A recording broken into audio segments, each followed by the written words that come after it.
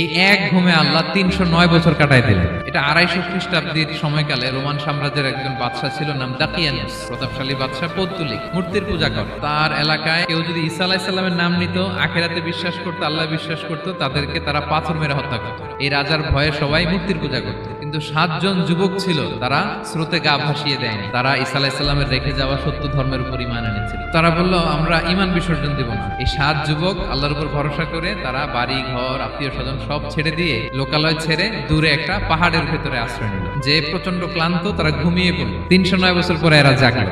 ঘুম থেকে উঠছে, একজনকে তারা বলল যে লুকায় লুকায় চাদর মুড়ি দিয়ে কিছু রুটি নিয়ে আসো বাজার থেকে, যাতে তোমাকে না চিনে। তো সে যে যখন দোকানদারের কাছ থেকে রুটি নিয়ে আর মুদ্রা দিছে, দোকানদার বলে, এই মুদ্রা কোথেকে আসলো? তুমি বর্তমান সময়ের মুদ্রা দাও, এটা দিচ্ছ কেন? বলতেছে, এটা তো বর্তমান সময়ের মুদ্রা। মানে তার সাথে এদের কথাবার্তা কিছু মিলতেছে না। পরে তাকে ধরে ওই সময়ের রাজার কাছে নিয়ে গেছে। ওই রাজা আবার মুসলিম, সবাই মুসলিম তখন। তার কথা শুনে সবাই অবাক।